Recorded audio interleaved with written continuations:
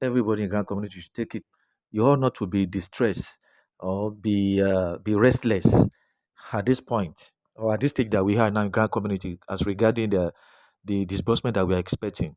It has been said, it has been overemphasized that from all quarters where we are getting information and all that we are dispensing concerning this grant disbursement, every angle, every nooks and crammed, as in the information we're getting from every places, everywhere in grand community concerning disbursement has been fully confirmed that we should expect our disbursement next week, or let's just say this month. And if everything being equal as planned, next week should be our week of this blessing that we are talking about. We should get our disbursement next week. But for any reason, if it doesn't happen next week, let's just put our mind on this month. You know, I'm talking the way I'm talking now because of disturbances from most of you or some of you here on this channel. People have been private chatting me. People have been bothering me, and as a matter of fact, let me use this period medium to quickly correct this notion again. I've talked about it before, but our people doesn't listen, and I don't know why they are stubborn. Permit me to use that word because I don't have any other adjective to use to qualify their character, the character of some people among us. I've said it over and over again, but they don't listen. They still have to come to my DM and be asking me when exactly is the money is going to be disbursed, how much is going to be. I said this thing in the previous my previous update, but the worst now is that they're even coming to me to be asking for slots that they want to buy, whether there is a slot for what do they call it now, pioneer slot or government NGO, and this other one, the CBN slot, all sort of slots that people are looking for. I don't know why wahala go just dey on its own, trouble will be on its own. It's people that will be going around because of restlessness, going around and curiosity, restlessness and curiosity that kills the cats will not make some people to rest. They still be going around poking, searching and looking for what they ought not to look for, what is not looking for them. What is the problem of some people? Eh? Scam will just be on its own. Some people will by themselves going to be looking for the scam. They want the scam. I mean, I don't know anything about government NGO or CBN slots or Pioneer slots.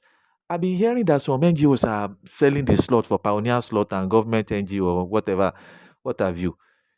I have not come to this channel, or neither did I post it in any other platform or WhatsApp, my group on WhatsApp, that I have a slot that people should come and buy slot for government NGO or for CBN slot or Pioneer slot. I don't know of any. I've been hearing some people, some NGO talking about it. But what is my own business? I'm not interested in any of that. I don't even believe in them. I don't believe in them. The only grants that I invested in, that I believe in Nigeria, the only grant I believe in, that I invested in heavily, is still bad. I've said it here severally. I've said it over and over again. It is still bad that I believe in, and I invested hugely in. I invested in millions. I'm a subsidiary NGO under uh, Ria Foundation, which is the mother NGO for me. I belong to Ria Foundation. My NGO is under Ria Foundation as a subsidiary NGO to mother NGO. Ria Foundation is a mother NGO because it's big. It's big. And that is the only grant that I ever subscribed for with my money, hard-earned money. And I believe in it. That is why I subscribe to it like that. And I have a lot of people that subscribe through my NGO under me as beneficiary, free, without collecting any money from any one of them. Eh? I even use some people's data. Some people that are registered in my NGO for free, I use their data to sponsor most of those clusters. But I am the one that use that pay. They didn't pay a dime. None of them pay a dime. So that is the only one that I believe in. Although I believe in Supreme and the other one, UAG, I believe in them. I believe the world is boss. I wish them well, and I believe the world is boss. But my stand, if you ask me today, tomorrow, anytime, it is where, because the Bible says, where your treasure is, that is where your heart will be. The one I'm standing for, whole heart, any day, anytime. It is where I put my treasure, where I put my hard-earned money, which is still back. That doesn't mean I'm an enemy to the rest of them or I don't believe in them. I believe in them because Nigerians subscribe to them with money. Okay, so and they will all disburse. Those are the ones that are viable. Those are the ones that are viable to me that, like Supreme, like UAG or Sanctuary Women Multipurpose Foundation, like maybe Centrita, and but you see this, I can vouch for all those ones, small. But this other one that they just that's nearly coming up now that they call a CBN slot or government NGO or Pioneer, my hand no deal. Make nobody come to me, come they ask me, say they won't buy slot, like most of you have been doing. I couldn't rest throughout yesterday. Disturbance is everywhere. CP, can I get a slot from the Pioneer slot from you, from your NGO? CP, can I get a CBN slot or government NGO slot from your NGO? Why? Why we trouble just there on its own? Now you go they look for this thing. Why?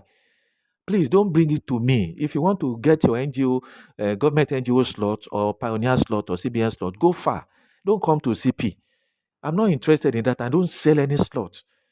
I don't sell. There is no slot. I've said this over and over again. There's no free slot, no vacancy, no slot, no cluster slot or beneficiary slot of any of these grants in my NGO again. Nothing. Don't be disturbing me for that, please. I don't know a better way to say it or how I can say it better for people to understand. Please. Anyway, finally, as I round up this update, I just decided to come on here today. Today is a Friday now. Friday, 7th of March, 2025. It was just dawned on me that I need to update us on this. I need to let us know, that people should stop coming to me for NGO, government NGO slots or pioneer slots. I don't sell slots. There's no vacancy in my own NGO. Okay. Then I also want to let you know that as regarding disbursement we are expecting, relax your nerves, relax your mind. Don't be worried about anything. Don't be disturbed. Okay, it's coming next week, and even for any reason it does not come or it does not happen next week as we envisage or as we are expecting, still be happy. Just know that it's for good. All things happen together for good to them that loves God, and even to them that trust God, or that are the called according to his purpose. So that is the scripture for us. So relax.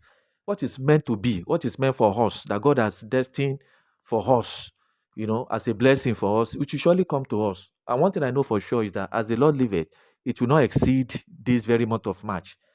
It will not exceed this month. This month of March is a month of marching forward, marching to progress and success concerning in grand disbursement, in grand community. And so shall it be. It is stamped and sealed already. Let's expect it next week. And by the special grace of God, it shall happen. All right. So let's rest. Let's be rest assured and rest our mind and our hope on God, trusting Him to make it happen for us next week by the grace of God. Now, I had there's an information I stumbled on concerning the IMF and their purpose in Nigeria.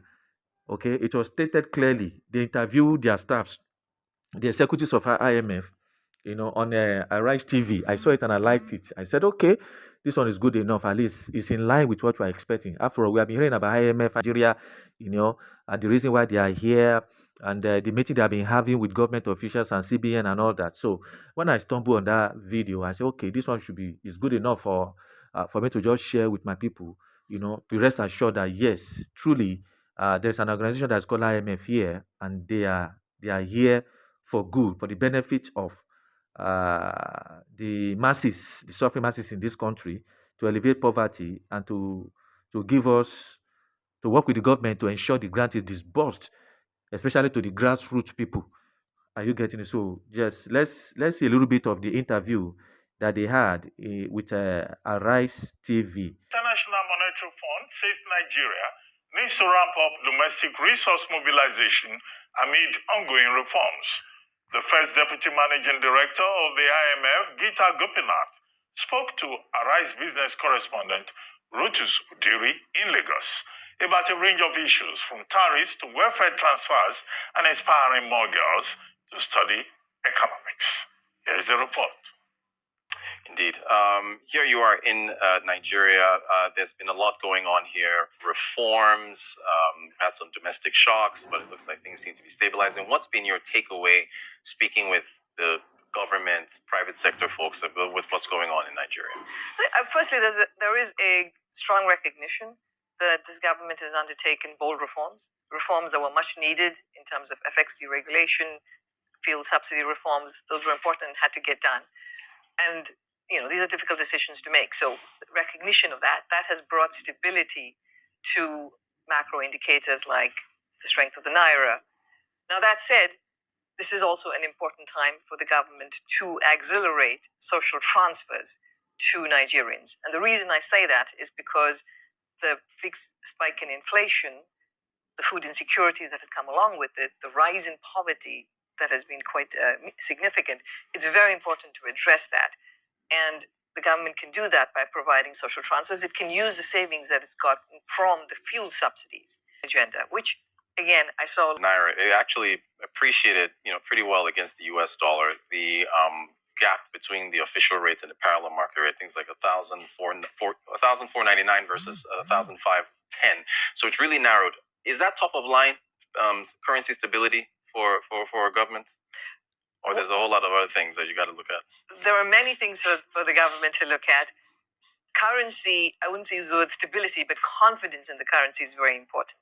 Now, currency tends to be stable when it is backed by sound fundamentals, which is if monetary policy is doing the right thing in trying to bring inflation down. If fiscal policy is also doing the right thing in terms of, containing the size of the deficit. I think one of the big priorities for the government in Nigeria is to do more domestic resource mobilization. Government revenues as a share of GDP about 10%. It's very low compared to its peers. So doing more on that front will also give confidence to markets. All of that is critical. Moving on the path of growth in terms of improving security, power, ease of doing business. All of this is going to be super helpful. I wanted to ask how important is it to communicate patience when it comes to reforms? I just think, for example, is Iran. Their finance minister was just removed out of office after 6 months, and the president said you can't expect economic reforms to take place in just 6 months. So just generally, how important is it to be able to communicate to the public that reforms take time? It's very important to communicate to the public, not just that reforms take time, but also to communicate what exactly is it that you're doing, how is it going to help them, and not help just some pockets of the society, but help everybody. Because you have to bring society along, otherwise there will not be the patience to do all the difficult reforms. So communicating, bringing them also into the conversation in terms of the actual decision making and thinking through strategies, that's going to be critical. And we've seen that. We work with 191 countries, and the countries who are successful in doing reform are the ones that bring society along. My final question for you. Now, it just so happens that it's International Women's Day later this week, but even if it wasn't, from yourself to Kristalina Georgieva, Dr. Ngozi Okonjo-Iweala, Christine Lagarde, Ursula von der Leyen, lots of prominent women in economics and business. How do we inspire our young girls to, follow in your footsteps? Yeah. Well, firstly, thank you for that. I think girls are not very different from boys in the fact that ultimately you're going to have girls going into economics if they see good prospects for jobs and careers from it.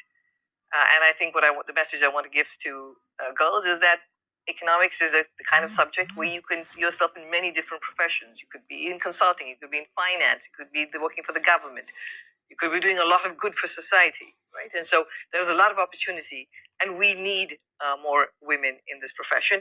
Not just because, there's diversity of views and that's wonderful, but sometimes women are just better at the job. So I think it's important to have women doing this. And it's important to make sure that universities provide the right kind of an environment so women feel like they're benefiting from the classes, that they can speak up, that there's a good peer network. All of this is helpful. But ultimately, women are also going to be guided by the cost-benefit analysis of working in the economics profession. And I just want to say that this is actually a very good benefit. All right. Geeta Gopinath, First Deputy Managing Director at the International Monetary Fund. Thank you so much for speaking to Arise News.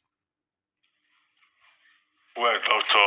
Gopinath there, talking about economics, which is our main subject, was studied, and also in our position as Deputy MD of IMF, Chief Economist of IMF, and interesting comments about growth within the Nigerian economy, which I think is something that should be of interest to us, and also about trade wars, which is a very potent subject now that Donald Trump, President Trump of the United States,